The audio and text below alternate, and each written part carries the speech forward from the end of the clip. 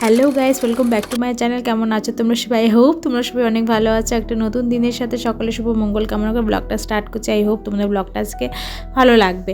তো সকাল সকাল বর রেডি হয়ে গেছে, ওকে একটু খাবার দিয়ে দিয়েছিলাম, কর্নফ্লেক্স একটা প্রোটিন এক্স পাউডার দিয়ে দিয়েছিলাম, খেয়ে নিয়ে এখন ইন্টারভিউর জন্য যাচ্ছে। ফৌজিদের মধ্যে একটা রুল হয় যে যাওয়ার আগে ইন্টারভিউ যেতে হয়, ছুটি আসার পর ইন্টারভিউ যেতে হয়। সেটা কবে নেবে সেটা ওদের উপর ডিপেন্ড করে, অফিসারদের উপর ডিপেন্ড করে। তো এখন ও অফিসিয়াল ড্রেস পরে, এটা হচ্ছে ব্ল্যাক ড্রেস, অফিসিয়াল ড্রেস আছে, তো অফিসিয়াল ড্রেস পরে যাচ্ছে ইন্টারভিউর জন্য। সাইকেল নিয়ে যাতায়াত করে, আমাদের স্কুটিটা আনা হয়নি, কেন কি আর কতদিনের জন্য এখানে আছি সেটা জানি না। ও যাবার পর তারপর বাবুটা আমার ঘুমিয়েই থাকে অনেকক্ষণ, কারণ কি ও 7:30টার দিকে যায়, বাবু আমার ঘুম থেকে উঠতে 8:30 9টা করে। তো ততক্ষণে আমি ঝটপট করে সব বাসি কাজগুলো করে নিই, যে যেন আমার কোনো বাসি কাজ না পড়ে থাকুক। বাবা নইলে কাজ একবার যদি পুচকু আমার উঠে গেল, তারপর কাজে আমার বিরাম লেগে যায়। ওই জন্য আমি বলি না। তারপর পুজো দিতে দেখি 9:30টার সময় বর আবার চলে এসেছে ইন্টারভিউ দিয়ে নিয়ে। এবার বললে একটু কিছু তাড়াতাড়ি তুমি পুজোটা দিয়ে দাও, তারপর খেয়ে নিয়ে আবার ডিউটি যাবে। মানে ভৌজিদের কখন আসবে। আর দেখো আমার ঠাকুরের স্থানটা কত সুন্দর লাগছে। এখন ডিউটি থেকে আসার পর আবার যাচ্ছে ডিউটিতে। ছেলে একটু বেঁধে দিচ্ছে ট্রাক্টরটা।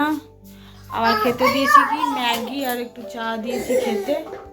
সকালবেলা খেয়ে গেছিলো, আবার খেতে দিলাম, খিদে পেয়ে গেছে, কেন কি পিটি করে এলো তো, আবার যাবে।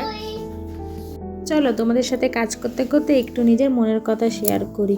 বলে না, মানুষে ঠোকর না খেলে বুঝতে পারে না, সেই জিনিসটা আমারই হয়েছে। আমিও আমার যেন মনটা কীরকম, মানে কেউ একটু ভুল করে দিল ভাবো, তখন আমার সাথে কেউ ক্ষমা চেয়ে নিল না, আমি তাকে তৎক্ষণাৎ ক্ষমা করে দিই। আমার মনটা সেরকম না যে ও আমার সাথে ভুল করেছে, চলো ওর সাথে আমি কথা বলবো না বা মুখ ভার করে রাখবো, এরকম না। আমি আবার অমনি টাইপের মানে মেয়ে না, কিন্তু আমি এতটাই নিজের জীবনে কষ্ট সহ্য করেছি, ঠোকর খেয়েছি, ইনসাল্ট হয়েছি, অনেক হয়েছি। তাই জন্য এবার ভেবে দিয়েছি না, এবার নিজেরটা দেখবো, নিজের ছেলের দেখবো, নিজের বরের দেখবো, যেটা আমার ভালো সেটাই আমি দেখবো। যে যা করছে করুক, যে যা বলছে বলুক, তাতে কোনো যায় আসে না। আমি নিজে যেরকম আছি, আমার বর আমাকে পছন্দ করে, আমার ফ্যামিলি আমাকে পছন্দ করে, বাপের বাড়ি সবাই আমাকে পছন্দ করে, ব্যাস আমার অতটুকুই দরকার। আর অ্যাচিভমেন্ট দরকার নেই। শ্বশুরবাড়িতে কে কী বললো না কী বললো, কতই করব, সে নাম করবে না। আর নাম করার থেকে খারাপ লাগে যে যখন আমি এত এফোর্টস দিই, তারা সেটা দেয়, সেটা মানে কৃতজ্ঞ রাখে না, কৃতজ্ঞ রাখে। তাই জন্য নিজেরকে আমি কঠোর করে তুলে নিয়েছি যে না, এবার থাকুক গে, যে যা করছে করুক, যে যা নিজের মতো ভালো আছে হোক, আমি আমার মতো ভালো থাকবো, নিজের বাচ্চাকে আর বরকে নিয়ে, ব্যাস। আজকে কি বানাবো, চলো আজকে বানাই ফ্রাইড রাইস। তো ফ্রাইড রাইসের রেসিপি তোমাদের সাথে আমি শেয়ারও করবো, আর তোমরা দেখতে থাকো আমি কি করে বানাচ্ছি ফ্রাইড রাইস। তোমরা এরকম করে বানাও কি না, বা আমারটা কীরকম লাগছে তোমরা দেখো, যে এরকম আমি এরকম করেই বানাই, মানে আমারটা আমি দেখাচ্ছি, তোমরা তোমাদেরটা বলো কীরকম করে দেখা। জানো তো, সপ্তাহে একবার হলেও আমার ঘরে ফ্রাইড রাইস হবে, কেন কি আমার বর ফ্রাইড রাইস খেতে খুব পছন্দ করে। আর গতকালের মাংস ছিল তো তাই জন্য ফ্রাইড রাইস, ও বললো তুমি একটা কাজ কর, ফ্রাইড রাইস বানিয়ে নাও, কেন এখানকার না সবজিগুলো বেশি দিন থাকে না, ফ্রিজে রাখলেও থাকে না। ফ্রিজ নিয়েছি, একটা সেকেন্ড হ্যান্ডে ফ্রিজ নিয়েছি, কিন্তু ফ্রিজেও থাকে না। তাই জন্য এই আমি ভাবলাম চলো গাজর মটরশুঁটি এগুলো একটু খাই, মানে একটু ফ্রাইড রাইস বানিয়ে। ফ্রাইড রাইস হলে কি হয়, আমার পুচকুটা না খাবারটা খেয়ে নেয়, ফ্রাইড রাইস ও খুব পছন্দও করে। আর ফ্রাইড রাইসের সাথে সবজিটাও খাওয়া হয়, যেখানে একটু বেশি করে সবজি টবজি দিয়ে মানে। তো এখানে আমি গাজরগুলোকে লম্বা লম্বা আলু ভাজার মতো কেটে নিয়েছিলাম, আর এখানে যে বিনসগুলো আছে সেটাকে তারচা ছোটো ছোটো করে নিয়েছিলাম, আর মটরশুঁটিগুলোও বেছে নিয়েছিলাম। দেখো কিছুটা এরকমভাবে কাটতে হবে সবজিগুলোকে, একদম গাজরগুলোকে লম্বা লম্বা করে, আর ছোটো ছোটো বিনসগুলোকে আর মটরশুঁটি এখানে কেটে নেওয়ার পর আমি চালটা ধুয়ে, দেখো চালটাকে ভালো করে ধুয়ে রেখে দিয়েছিলাম। হাঁড়িতে দেখো জল বসিয়ে দিয়েছিলাম, জলের মধ্যে গোটা গরম মশলা, একটু এলাচটাকে থেতো করে দিয়েছিলাম, আর দিয়েছিলাম লবঙ্গ দিয়েছিলাম 5-6টা, আর দারচিনি দিয়েছিলাম 4-5টা। যতটা পরিমাণে নুন দরকার ততটা তোমরা নুন দিও, আমি একটু নুনটা বেশি করেই দিই, তাহলে পরে আমাকে একটু দিতে হয় না, দিলে পরে একটু টেস্ট করে দিতে হয়। এইখানে এবার দেখো হাঁড়ির মধ্যে সব গোটা গরম মশলা দেওয়ার পর নুন দেওয়ার পর তারপর 2 চামচ শুধু ঘি অ্যাড করবো, যাতে চালটা যেন ঝুরঝুরে থাকে, একবার লেগে টেগে না যায়। তো যতক্ষণ না ফুটুক চলো ততক্ষণ আমরা এই যত সবজিগুলো ভালো করে ধুয়ে রেখেছি সেটাকে আমরা একটু ভেজে নেব।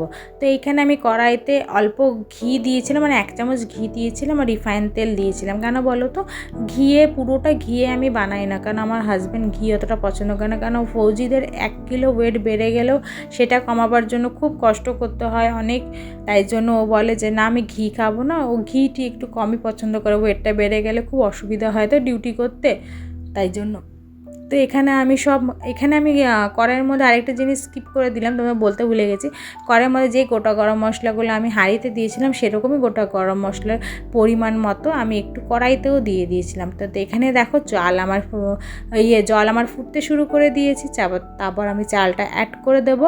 চালটা অ্যাড করার পর যতক্ষণ না চালটা আধ সেদ্ধ করব, বেশি গলিয়ে দেবো না, যাতে ভাজতে ভাজতে তখনও তো একটুখানি চালটা সেদ্ধ হবে। তাই জন্য ওখানে আমি সবজিগুলো ভালো করে নাড়িয়ে চাড়িয়ে একদম যতক্ষণ সেদ্ধ না হয়ে যাচ্ছে সবজিগুলো সেরকমভাবে নাড়াতে থাকবো। আর তারপর না আমি লাস্টের দিকে মানে সবজিগুলো নাড়াতে আমি কাজু কিশমিশ দিয়েছিলাম, ওটা আমি দেখাতে ভুলে গেছি বন্ধুরা, কারণ বাবু আমার জ্বালা ছিল। এরপর ভাতটা দেখো গলিয়ে নিয়েছিলাম মাঠটা, তারপর এর মধ্যে অল্প করে ভাত অ্যাড করবো এবং নাড়াবো। আবার একটু চিনি আর নুনটা তোমরা নিজেদের পছন্দের মতো অ্যাড করে দিও। এইভাবে আমি ফ্রাইড রাইসটা বানাই, তোমরা কীরকম করে বানাও নিশ্চয়ই জানি, আর কেমন হয়েছে নিশ্চয়ই বলো। রেডি হয়ে গেছি আর দুপুর থেকে ওর বাবা আসেনি খেতে, দেখি কখন আসে। এরা পুচকু আমার দেখো উঠে নিয়ে দেখো সবাই খেয়েছে মাঠে, সব বাচ্চারা। দেখো দুধওয়ালা আসে এই টাইমে, দুধ আর সবাই নিতে। আজ বর্ষে 9:30টার সময় আসলো, তারপরে 9:45 নাগাদ বেরিয়ে গেছিলো একটু ম্যাগি আর চা খেয়ে, তারপর আর কিন্তু আসেনি। আমি যার জন্য এত কষ্ট করে বানালাম ফ্রাইড রাইস, তা সেই এলো না। সত্যি আমাদের ফৌজিরাদের জন্য কখন আসবে, কোন ডিউটি কখন পড়ে যাবে কোনো ঠিক ঠিকানা নেই। তাই ফৌজিদের বউদের না একটুখানি মন দুঃখ নিয়েই চলতে হয় যে আসবে কি না হাজব্যান্ড খেতে, সেটাও একটা ব্যাপার হয়ে যায়। কখন কোন ডিউটি চলে আসে কোনো ঠিক ঠিকানা থাকে না। বিকেলবেলা ছেলেটাকে নিয়ে একটু আমি দোলনা খাই, কেন কি বলো তো, সারাদিন ঘরে থাকে তো ওর আর ভাল লাগে না। আর আমার কোয়ার্টার থেকে বেরিয়েই পার্ক আছে, তাই জন্য ওকে একটু দোলনা খাওয়াচ্ছিলাম।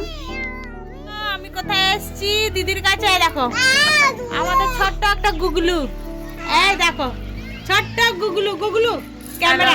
হাই হাই, দেখো সবাই হ্যালো বলছে। এইদিকে আছে পলক, হ্যালো। দেখো সবাই আমরা বন্ধুরা এখন বাজে ঘড়িতে 7টা। এখন এসছে আমার বর ডিউটি থেকে, মানে সারা দুপুর আসেনি, খাওয়া হয়নি, ওখানেই খেয়েছে। আজকে অনেক ব্যস্ততা, আবার এখন চলে যাবে ডিউটি।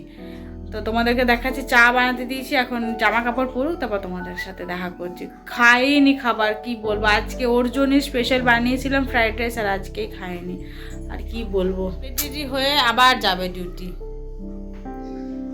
হাই গাইস, আজকে খুব ভালো রান্না হয়েছিল, কিন্তু আজকে আমি খেতে পারলাম না, কেননা আজকে আমি খুব ব্যস্ত ছিলাম ডিউটিতে, তাই খেতে পারিনি। আবার এখন যাচ্ছে ডিউটি, রাতে আসবো আবার। আর এই দেখো আমার বাবু হামিদাও, বাবু হামিদি বেটা এদিকে এগালে দে, আহা কি মজা আছে, কি মিষ্টি তোমার। তো এখন আবার চলে যাবে, তারপর দেখি রাতে খাবে তো। হ্যাঁ, রাতে খাওয়া হবে চিকেন আর ফ্রাইড রাইস। তো ঠিক আছে, আজকের ব্লগটা এখানে এন্ড করছি। আই হোপ তোমাদের ব্লগটা আজকে ভালো লাগবে। তো do like and subscribe my channel. Thanks for watching.